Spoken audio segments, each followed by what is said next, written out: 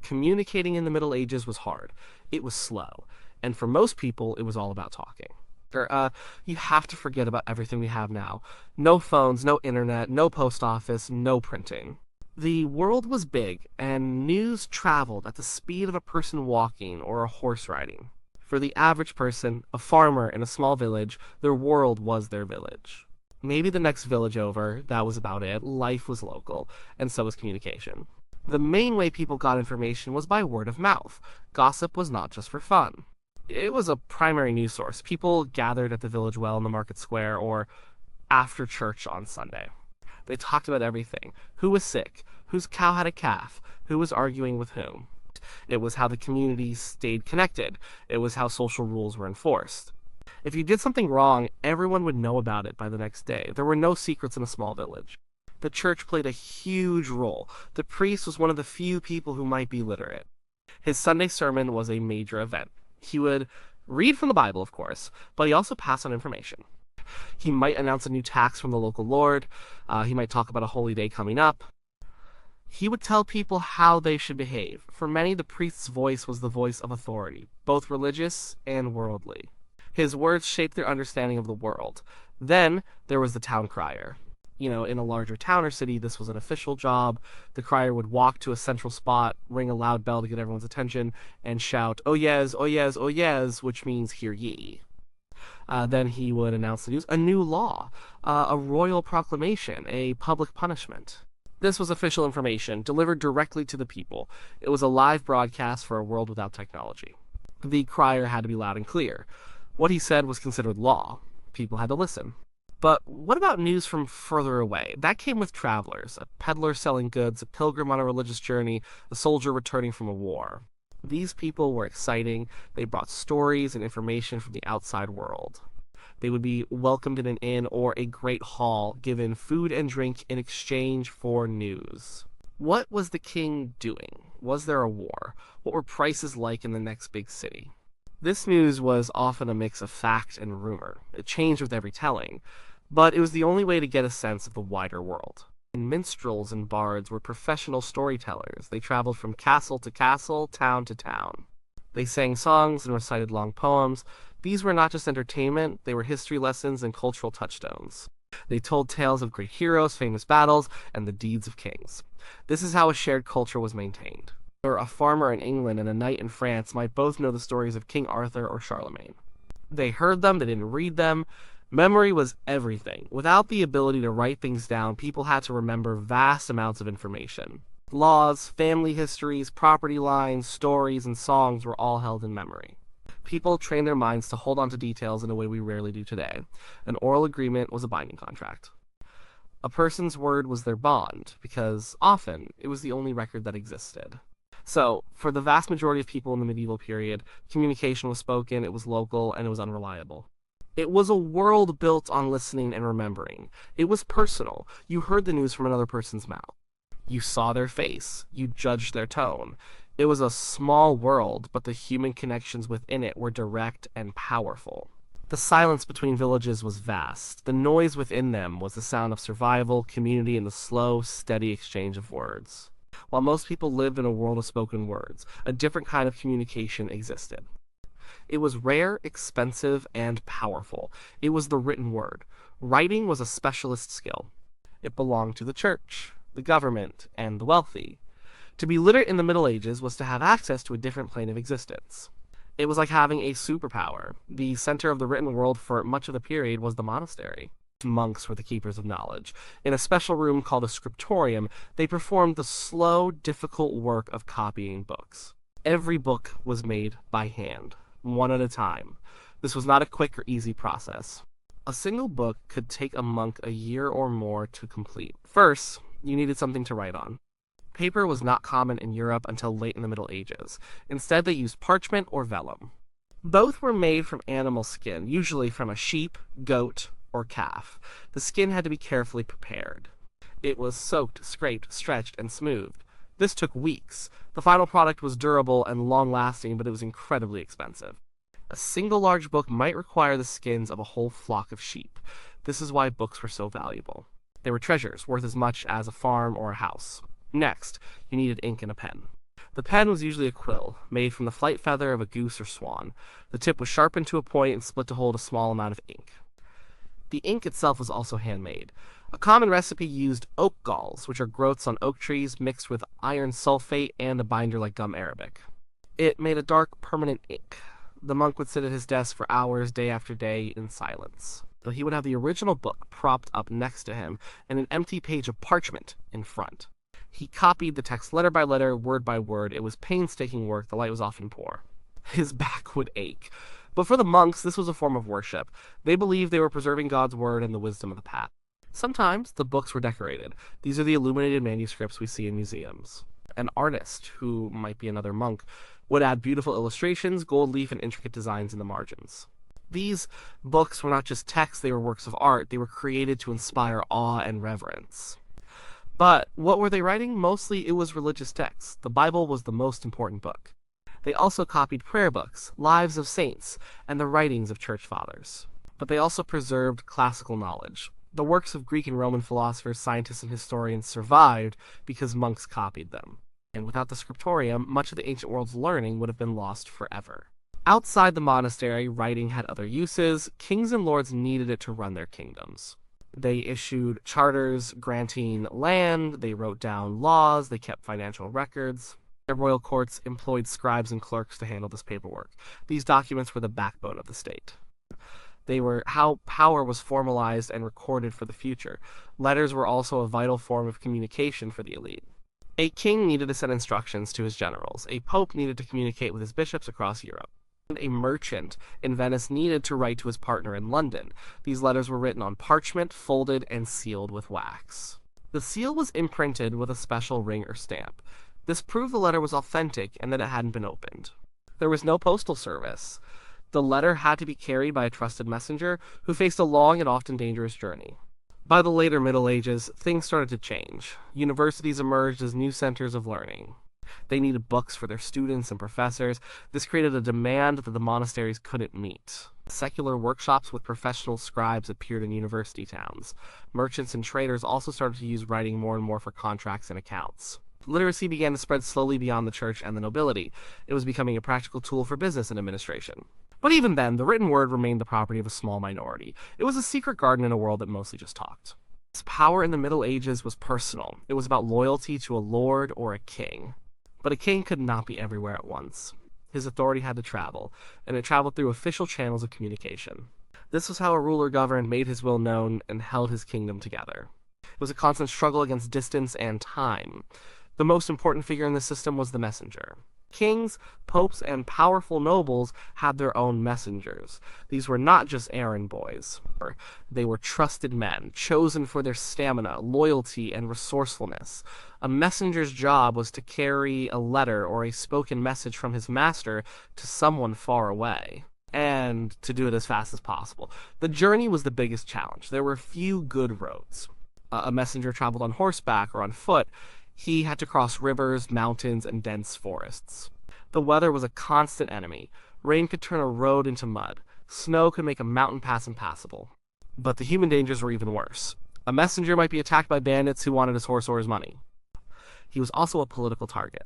An enemy lord might try to intercept the message. If the messenger was carrying important military plans or diplomatic secrets, he could be captured, tortured, or killed. That's why messengers often traveled in disguise or took secret routes. They carried credentials to prove who they were, but sometimes it was safer to hide them. The message itself was often protected. It might be written in code, or it might be a simple spoken message memorized by the messenger, leaving no written proof to be captured. To show that a written message was real, it was sealed. The sender would drip hot wax onto the folded document and press his signet ring or a special seal into it. Each seal was unique. It was a person's official signature. A broken seal meant the letter had been tampered with. The seal was a powerful symbol of authenticity and authority. Receiving a letter with the king's seal unbroken was a serious matter. Beyond individual messengers, there were more public figures who communicated for the powerful. Heralds were a key example. A herald was an official representative of a king or a great lord. He wore his master's coat of arms on his tunic, so everyone knew who he worked for. His person was considered sacred. Harming a herald was a grave offense, a direct insult to his master. Heralds had many jobs. They might carry a formal declaration of war to an enemy. They might deliver a diplomatic proposal. They would announce and manage tournaments, the great festivals of martial sport for knights. They were the experts in heraldry, the complex system of coats of arms. In a battle, a herald could identify the knights on both sides just by looking at the symbols on their shields and banners. The church had its own separate communication network. In many ways, it was more efficient than any king's. The Catholic Church was a truly international organization, with the Pope in Rome at its center. The Pope had to communicate with archbishops, bishops, and abbots all over Europe. He did this through a stream of letters, decrees, and papal bulls, which were official documents with a special lead seal. Messages flowed both ways. Local bishops would report to Rome. The church had its own bureaucracy of clerks and scribes to handle this massive flow of information. Because churchmen were often the most literate people in society, and because monasteries and cathedrals were located all across the continent, this network was robust. It can move information about religious doctrine, church politics, and even secular news with surprising speed. A decision made in Rome could be known in England or Poland in a matter of weeks. This gave the church immense power and influence. It knew what was happening across Christendom. For the common person, official communication was something that happened to them. It came from above.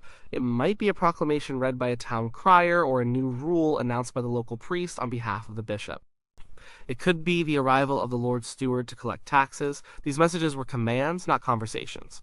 They were reminders of who was in charge. The flow of official communication was almost entirely top-down, a web of authority spun from the royal court, the noble's castle, and the Vatican, stretching out to touch the lives of everyone in the kingdom. Not all communication is about words. In a world where most people could not read, signs and symbols were incredibly important. They formed a shared visual language that everyone could understand. It was a way to send messages quickly over long distances or to convey a complex idea without a single written word. The medieval world was full of these signals. Church bells were the soundtrack of medieval life.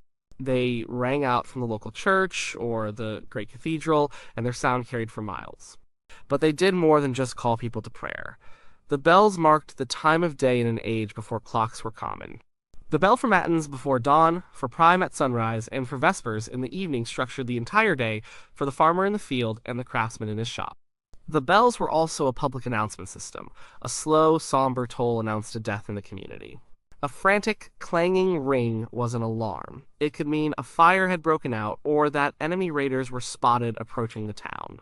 The bells told people when to work, when to pray, when to celebrate, and when to be afraid. Different patterns of ringing could carry different meanings, a simple code understood by everyone within earshot. For long-distance communication, there were signal fires.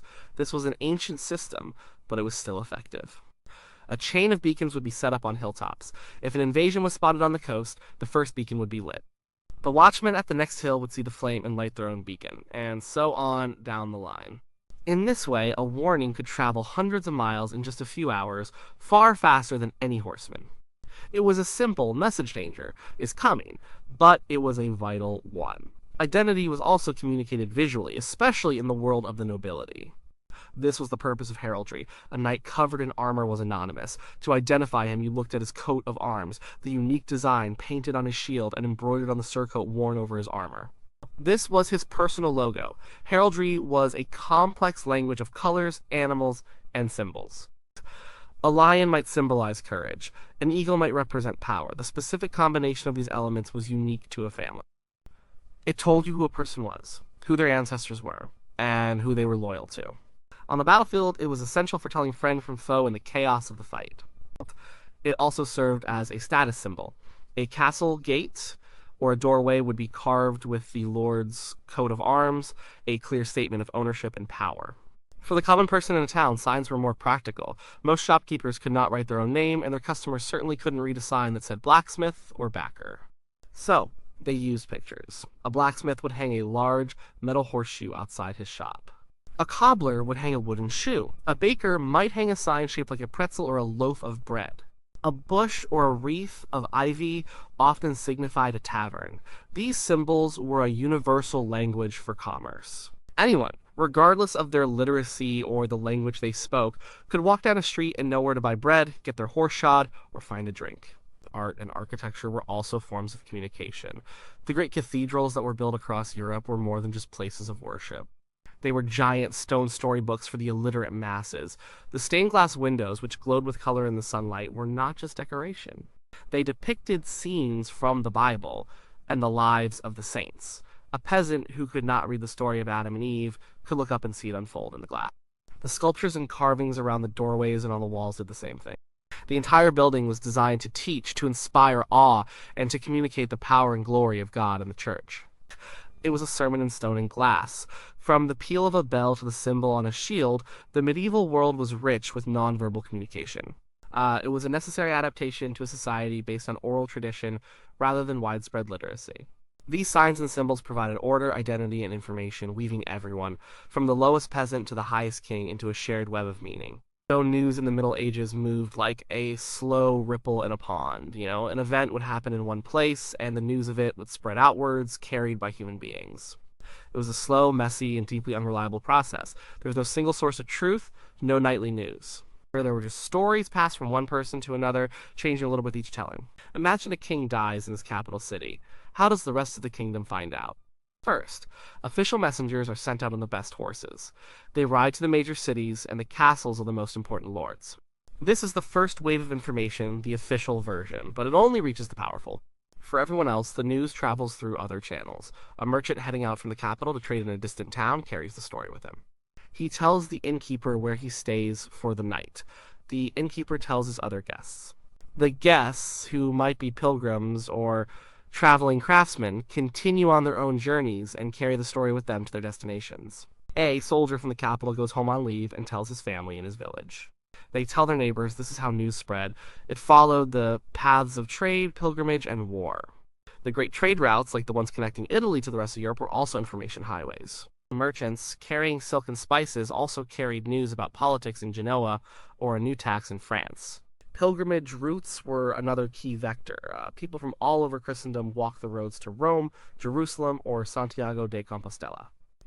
They met other pilgrims from different lands and exchanged stories. They would return to their homes months or even years later, full of tales of what they had seen and heard.